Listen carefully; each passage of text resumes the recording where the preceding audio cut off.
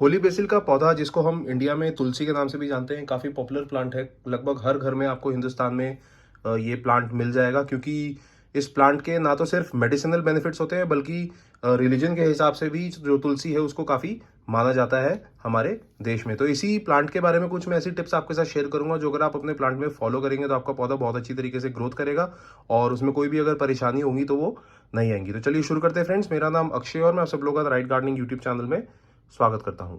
देखिए, ये जो मेरे सामने आप पौधा देख रहे हैं, ये सबको पता है कि तुलसी का प्लांट है, लेकिन तुलसी के पौधे को भी ग्रो करने के लिए थोड़ा बहुत आपको केयर इसकी करनी पड़ेगी, क्योंकि काफ़ी लोग इसको काफ़ी केयरलेस तरीके से ग्रो करते हैं और जितना हल्की फुल्की केयर इसको मिल जाती है उसके बिहाफ पे ही ये पौधा ठीक ठाक ग्रोथ कर लेता है। लेकिन अगर इसको आपको अच्छे से ग्रो करना है, अच्छे से इसको घना बनाना है और बहुत सारी इसके सीड्स वगैरह बनाने हैं या बहुत सारी इसकी लीफ ग्रोथ करनी है, तो आपको ये जो वीडियो में टिप्स मैं शेयर कर रहा हूँ वो प्लांट में फॉलो करनी पड़ेंगी। तो सबसे पहले मैं शुरुआत करता हूँ, इसी में एक प्लांट कितने का लेके आया। ये मैं छोटा सा पौधा लेके आया था, 30 रुपीज़ का मुझे इसकी पौध मिली थी।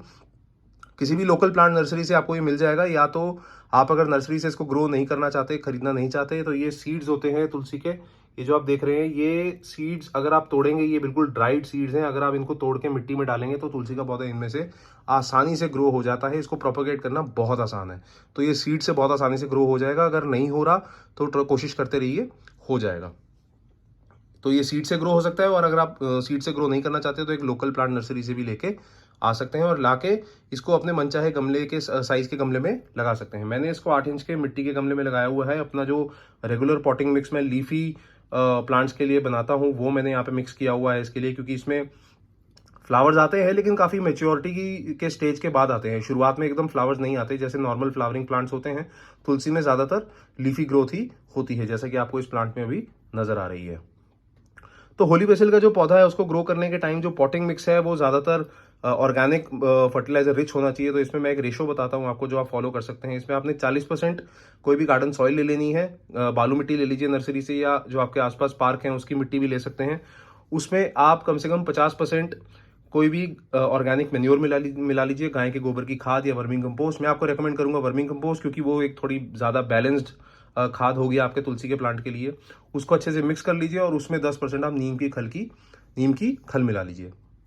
नीम की खली में मिलाने के लिए इसलिए बोल रहा हूँ, एक तो वो फर्टिलाइजर का भी काम करती है, दूसरी चीज आपके तुलसी के पौधों के जड़ों में अगर कोई फंगल अटैक या कोई किसी कीड़े का अटैक होने वाला होगा तो वो बच जाएगा।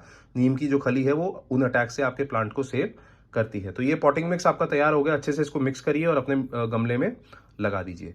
अब बात आती है फ्रेंड्स काफ़ी इंपॉर्टेंट चीज़ की, जो कि है लाइट और इसकी पोजीशन, इसकी लोकेशन कहाँ होनी चाहिए। इसको आपने ऐसी लोकेशन पे रखना है जहाँ पे आपने इसको 2 से 3 घंटे की मिनिमम सनलाइट देनी ही देनी है।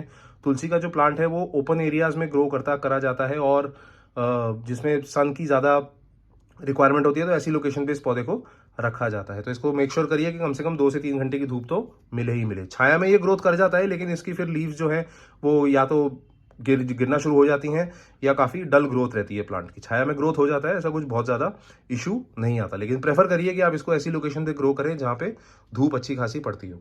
अब धूप की बात कर ली है तो जाहिर सी बात है कि हम पानी की भी बात करेंगे। पानी तुलसी के प्लांट में भी ग्रोथ के लिए काफ़ी इंपॉर्टेंट पार्ट प्ले करता है, क्योंकि देखिए तुलसी का प्लांट क्योंकि पूजनीय है इस देश में, तो रोज़ जल इस प्लांट को दिया जाता है, रोज़ पानी दिया जाता है इस प्लांट को। आपने देखा होगा कि हमारे घर में कोई ना कोई तुलसी की पूजा करता है तो रोज़ इस पौधे को आधा लोटा या 1 लोटा पानी दे देता है। तो वो तो इसकी वाटरिंग रिक्वायरमेंट पूरी होती है। तो आपने इसमें मेक श्योर करना है कि आप वो पानी दे देंगे, साथ साथ अलग से जब बाकी प्लांट्स को पानी देते हैं तो तब इस प्लांट को भी पानी ना देने, क्योंकि तब हो जाएगी इस प्लांट में ओवर वाटरिंग। तो ज़रूरत से ज़्यादा जब पानी तुलसी के पौधे को मिल जाता है तो कभी कभी उसमें जो लीव्स हैं वो येलो होना शुरू हो जाती हैं, जैसे कि मेरे प्लांट में अभी हो रहा है। देखिए कुछ पत्तियां जो है वो येलो हो रही हैं।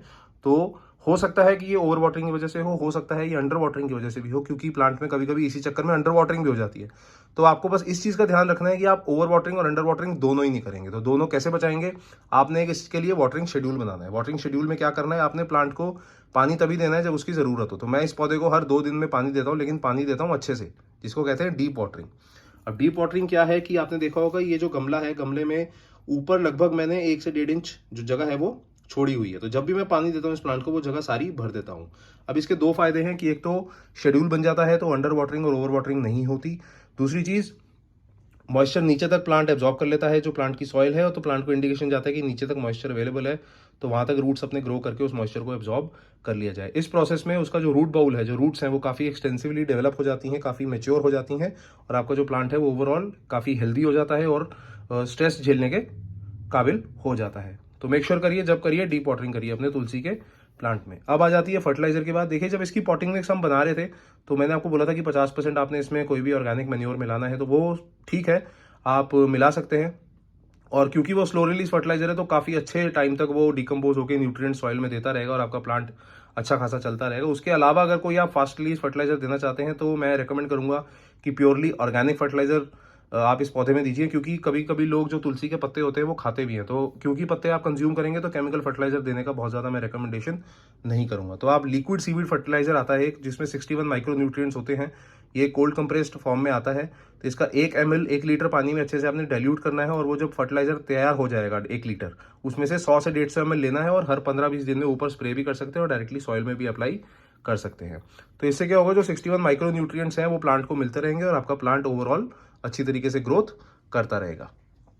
अब बात करते हैं फ्रेंड्स इसके कीड़े मकोड़ों के बारे में। देखिए, कीड़े मकोड़े तुलसी के प्लांट में, वैसे तो एक हर्बल प्लांट है तो बहुत ज़्यादा कीड़े इसमें नहीं लगते।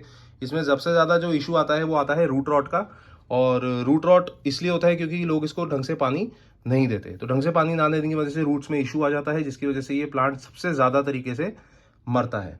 तो अगर आप इस प्लांट को सेव करना चाहते हैं तो इसकी वाटरिंग में खासा ध्यान रखिए, क्योंकि रूट रॉट ही एक प्राइमरी रीजन है जिसकी वजह से ये पौधा मरता है। तो होली बेसिल को ग्रो करने के लिए जितनी भी टिप्स और ट्रिक्स की ज़रूरत है वो सारी मैंने इस वीडियो में आपको बता दी है। और जब आप अपने प्लांट को ग्रो करेंगे तो ये टिप्स फॉलो करिए और बताइए कि आपका प्लांट कैसे रिएक्ट कर रहा है उन टिप्स पे। अगर आपके इन टिप्स के अलावा आपके पास और भी कुछ एक्सपीरियंस है तो प्लीज़ कमेंट करके वो बताइए, ताकि बाकी लोग भी आपसे कुछ सीख सकें। और अगर आपको ये वीडियो अच्छी लगी तो प्लीज़ लाइक कमेंट शेयर ज़रूर कर दीजिए। तब तक के लिए अपना बहुत सारा ध्यान रखिए। Thank you friends, good bye.